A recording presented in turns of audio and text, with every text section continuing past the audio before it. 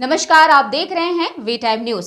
बढ़ते हैं छत्तीसगढ़ की खबरों की ओर। जगदलपुर कलेक्टर विजय दयाराम के ने कहा कि बस्तर की जनजातीय संस्कृति अत्यंत समृद्ध है। क्षेत्र की जनजातीय संस्कृति और परंपराओं का संरक्षण संवर्धन निश्चित तौर पर एक बहुत बड़ी जिम्मेदारी है, जिसे पूरा करने के लिए समाज के सदस्यों का सहयोग, शक्ति और आशीर्वाद की आवश्यकता है।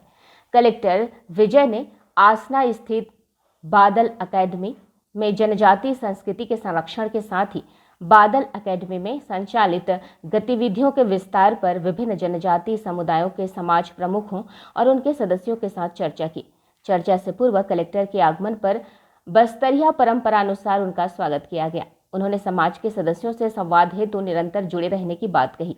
जनजातीय समुदाय के सदस्यों के साथ भूमि पर बैठकर चर्चा करते हुए कलेक्टर ने कहा कि यहाँ के पुरखों ने बड़े परिश्रम के साथ अपनी संस्कृति और परंपराओं को बचाते हुए हमें विरासत के तौर पर सौंपा है। भविष्य को देखते हुए इन परंपराओं और संस्कृति को हमें आने वाली पीढ़ी को भी सौंपना है, जिसकी जिम्मेदारी निश्चित तौर पर समाज के वरिष्ठ सदस्यों के ऊपर है। उन्होंने कहा कि इन संस्कृतियों और परंपराओं को विलुप्त होने से बचाने के लिए इनके संरक्षण संवर्धन के लिए प्रशासनिक सहयोग हेतु बादल अकेडमी की स्थापना की गई है।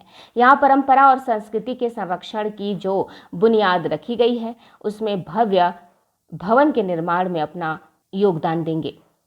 उन्होंने कहा कि यह संस्थान यहाँ की जनजातीय समुदाय का है तथा यहाँ की गतिविधियों उन्हीं के सहयोग से आगे बढ़ाई जाएगी।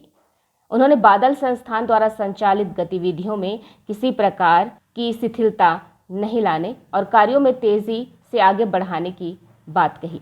उन्होंने विभिन्न जनजातीय समुदाय की परंपराएं, संस्कार, रीति नीति के अभिलेखीकरण का कार्य 15 जून तक पूर्ण करने को कहा, ताकि उनका शीघ्र प्रकाशन किया जा सके। इस अवसर पर कलेक्टर ने समाज के सदस्यों के साथ बैठकर भोजन भी किया।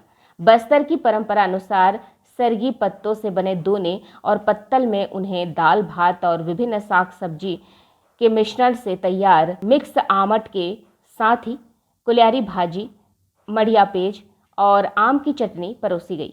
कलेक्टर ने बस्तरिया तरीकों से बहुत ही कम तेल के उपयोग से तैयार व्यंजनों को बहुत ही स्वादिष्ट बनाते हुए उन्होंने समाज के सदस्यों के प्रति आभार व्यक्त किया।